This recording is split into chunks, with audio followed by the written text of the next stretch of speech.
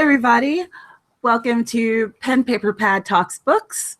And today we have Mandi Castle with us. Say hi, Mandi. Hi, Mandy. I'm just kidding.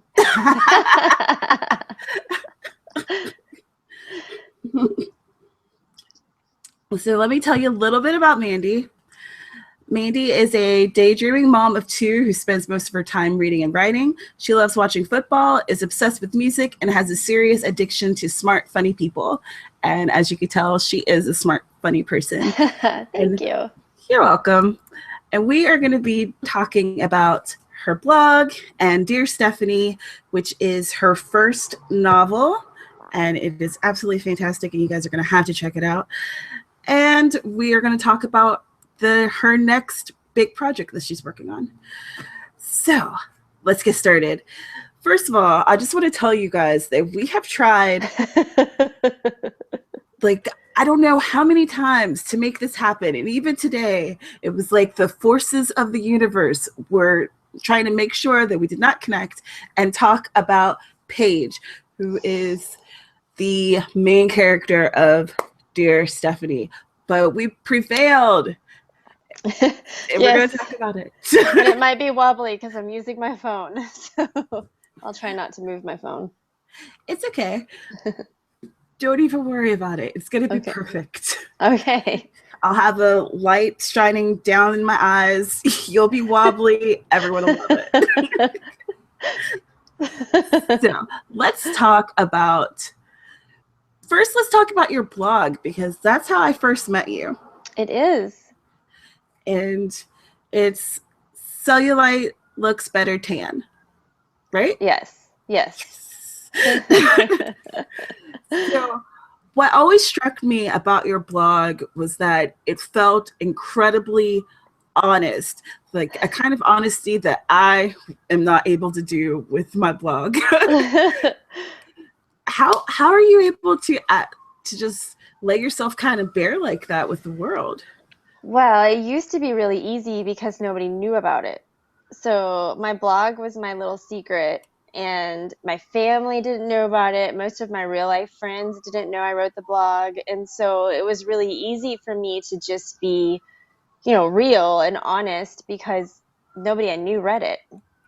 And then, as it grew and I started talking a little bit more about it and getting more comfortable and allowing some of my real life people to read it, I worried that I would not feel free to write the way I did, but it really didn't affect it. I've always continued that kind of freedom. Now that my dad knows about it, I'm not sure I'll write some of the things that I've written in the past.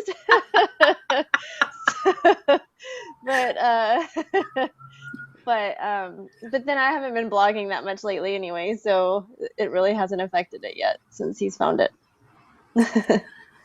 Yeah, there's something about pushing out that first book that seems to kind of push the blog a bit to the side, isn't there? Well, it's a full-time job, that first book. Not actually writing it, but once it's out there, trying to get it in other people's hands. So, yes, most definitely. So, have you always wanted to be a writer? I have always had a very vivid imagination, and I've always loved telling stories. When I was a little girl, I played pretend, and I would live as somebody else, and for days I would be this other person. And when I realized I could actually write these imaginations down, then yes, most definitely. Since then, I've always wanted to write.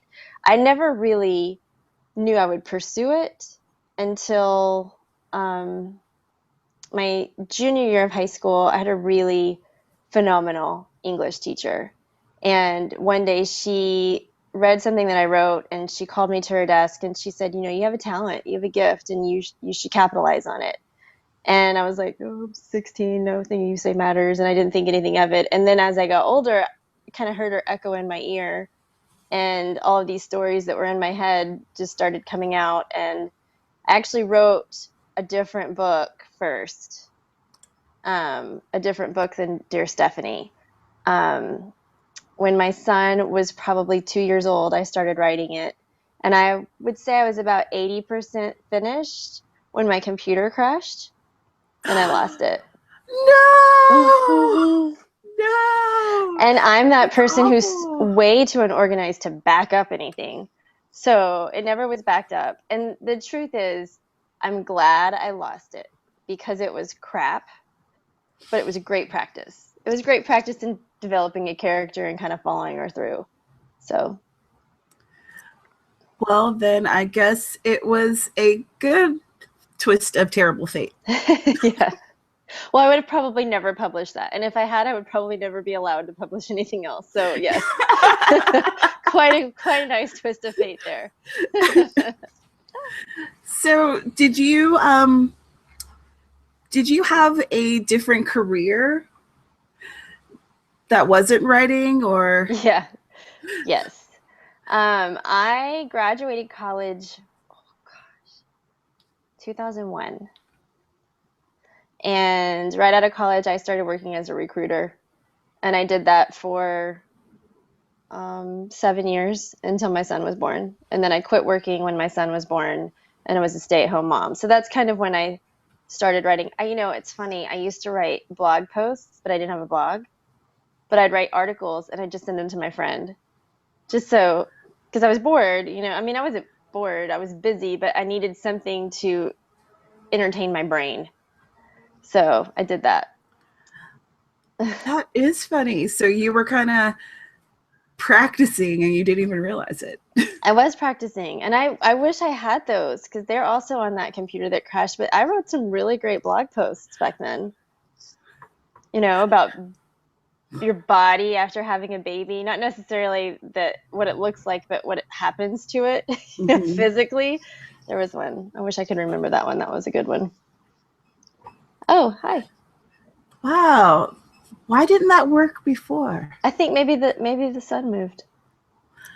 Oh, yeah, it did. Oh. Oh. Yep. Moving on. So embarrassing to be me sometimes. Let's Oh my talk gosh, about. someone else feels that. It's always embarrassing to be me too. So we're kindreds. It's good. Oh God.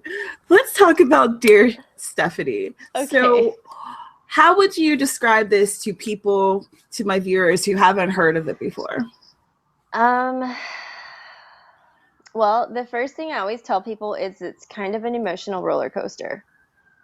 It is a book about a girl, about a woman, a young woman who is on the outside sort of what appears to be perfect. She's pretty, she's rich, she's funny, she's smart, she makes friends easily. I don't know how because she's a jerk, but people seem to like her and they sort of um, kind of adapt to her.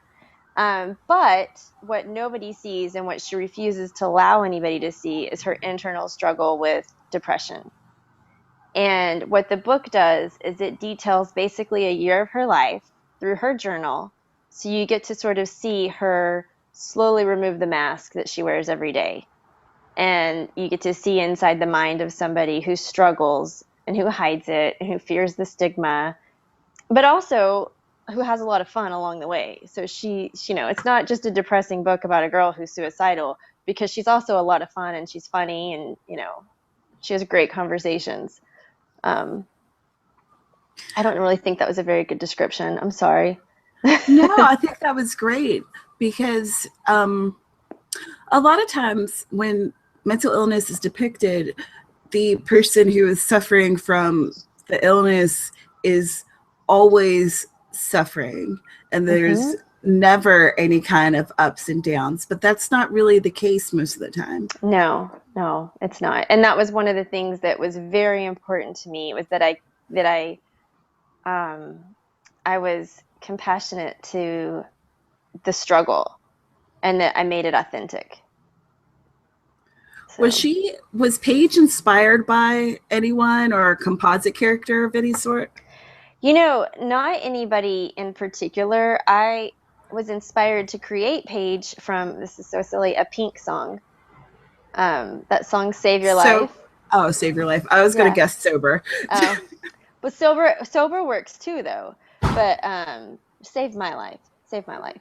Anyway, I was in the shower and I heard that song and I never listened to lyrics. I'm a music person, so the music is what I mean, I never know words to songs and never listen to lyrics, but for whatever reason that day I listened to the lyrics of this song and I thought, gosh, that's a character.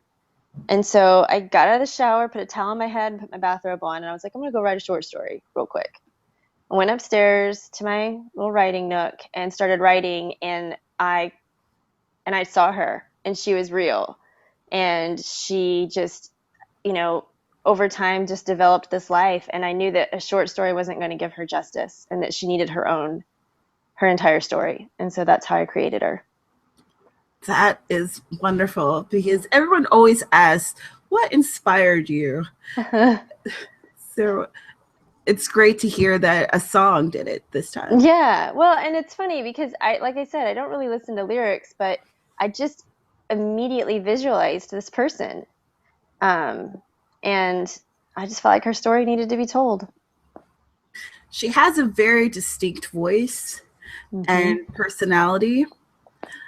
And there's times where you kind of, I don't know, love to hate her maybe a little bit. That was the intention.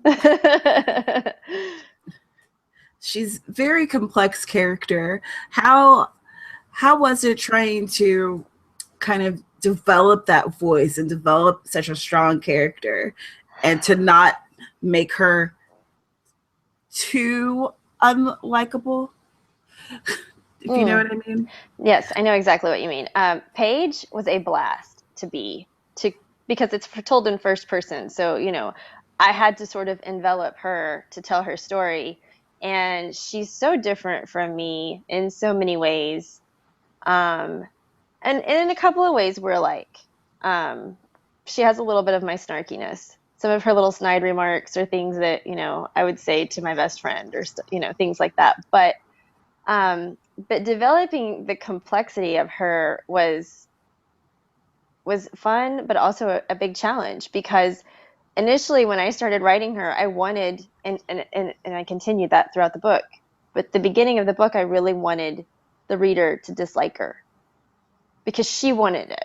She pushes people away. So her like rough exterior and the way that she doesn't let people get close to her, it had to come off genuine. And I think that at the first draft, she was probably even less likable. I had a really excellent editor, Jerry Walker, and she told me after she did a content edit, and she told me, there are some things about Paige that are really great, but she needs to be at some point redeeming closer to the beginning. And so I took that advice and I went back and I sort of softened her just a little bit. So, did that answer your question?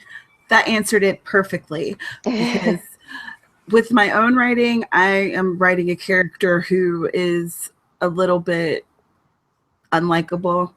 Mm-hmm. So I've been working with how to balance between her mm, bitchy tendencies Mm-hmm. to make her not just a complete jerk. Mm-hmm. So it's interesting to hear about your process. Well, and I also have my very best friend who I dedicated the book to. She would read chapter by chapter, and she was a huge help in that she would be like, "This doesn't work" or "This works." So she really helped me to. We talked about Paige like Paige was real. Paige was for the 3.5 years that it took me to write this book. Paige was our other friend, and we talked about her and we discussed how she would change this or what she would do here and that sort of thing. So I have to give her a little bit of credit here too. That's wonderful. Hmm. Yay, best friend. Yeah, Kimberly. Hi, Kimberly. So, um, you are dealing with a lot of sensitive topics in this book. All of Yeah, you know, all the things basically, all the them. things that you're pretty much not supposed to talk about over dinner occur in this book. Pretty much. Were were you worried about like is there a trigger warning anywhere or anything like that? I really struggled with the idea of putting a trigger warning for, several of the topics. I mean, and this isn't really a spoiler, there's a rape. There's a death, major death in her life. There's so much that happens to her, but I couldn't trigger everything that happens to her. So I did, instead of a trigger warning, I kind of wrote a little note at the end of the book just about suicide and suicide prevention. And that it's real. And if you have a loved one who suffers from depression, they simply can't just cheer up, so don't tell them to. And then I also gave some information on suicide hotlines and things like that. I don't know if that would be helpful, but I just felt like it was kind of necessary after the very heavy topic of suicide was, sort of weaved in throughout the entire book. So no, I did not do a trigger warning. And yes, I pretty much touched all of the cliche topics that you're not supposed to touch in a book, but I did them very gently, or I hoped that I did it very gently, and not in a, aggressive way. I felt like So, you you gave respect to the topics, and mhm, I think that in order to be honest and to be open and to be real, like you are in your blog, that you have to approach the topics that aren't comfortable. mhm, My opinion. I agree. One of the things that I was most concerned about was her recreational drug use. I didn't want to make it appear to be no big deal. Mm. Because she's the one who's telling the story. So when she talks about it, yeah, I'm not addicted to drugs, and yeah, I can do cocaine here and there and it's no big deal. But that's because that's her point of view. And so I tried to sort of help the reader understand that, she's not concerned about her drug use, but her psychiatrist was, and things like that. So that as much as she thinks it's no big deal, and people who are doing drugs at the time think it's no big deal, other people notice that it is. So, Denial. yeah. So, what did you do in regards to research for her character? I did tons of research. Well, I mean, I'm not an expert in any way in psychology, but that was my major in college. Um, so I literally got out my college textbooks and read everything I could on depression and bipolar disorder. And initially, I wrote her to have bipolar disorder, but because I don't feel like I'm an expert enough on that, I didn't feel like I was giving it justice, so I took out the bipolar and just made her depressed. Um, and only because like I said, I felt like it needed to be genuine, and I didn't want to write something that wasn't correct. Mm-hmm. So, but I did a ton of research on that. I did research on the medication that people are taking. I did research on psychiatry and therapeutic practices. I read thousands and thousands of blog posts that were written by people who struggle with depression. I read just the same amount of blog posts by people written who struggle with suicide, so that I could really become that character, so that I could feel what they feel. I fortunately don't suffer from depression and have never been suicidal, so it really was something that I had to learn about in order to do it justice. I also did lots of research on drugs. um, I did a lot of online research on drugs. I also did a lot of personal research, not trying them, but asking people who I know who had tried them to sort of, you know, tell me what it feels like the first time you do cocaine. Tell me what it feels like when you take over the counter drugs with cocaine. Tell me what it feels like after you drink alcohol and you do cocaine. 'Cause she does a lot of cocaine in the book, and I've never tried it, so I had to sort of get a feeling for what that was. And so I kind of compiled everybody's reactions to how she reacted to the drugs. And I also did research on um, drugs that will kill you, or suicide. Like, what kind of drugs do people take to kill themselves, and how much does it take if you weigh this amount, and that sort of thing. So yeah, there was lots of research. And then there's also the scene at the hospital, all of the hospital. That took, I probably, on that topic alone, I probably spent 3 months just doing research on that. So, So, so with the journey that you are taking your readers on, what are you hoping that they get out of it? um, I think that the number one thing that I'm hoping people get, and the most feedback that I'm getting, is that, you know, mental illness doesn't just affect the poor. It doesn't just affect the lonely. It doesn't just affect, the stigma that surrounds it is not true. It can happen to anybody, and it can happen because you have a little bit of a hereditary component to it, or it could be things that happen in your life. And so my biggest goal is that people will read this and they'll realize, if they are somebody who suffers, well, A, they're not alone, and that other people get it. And the other thing that I wanted to accomplish with this is just to write a real story about a real character that maybe people could relate to. And I've gotten a lot of feedback that on so many levels people can relate to Paige.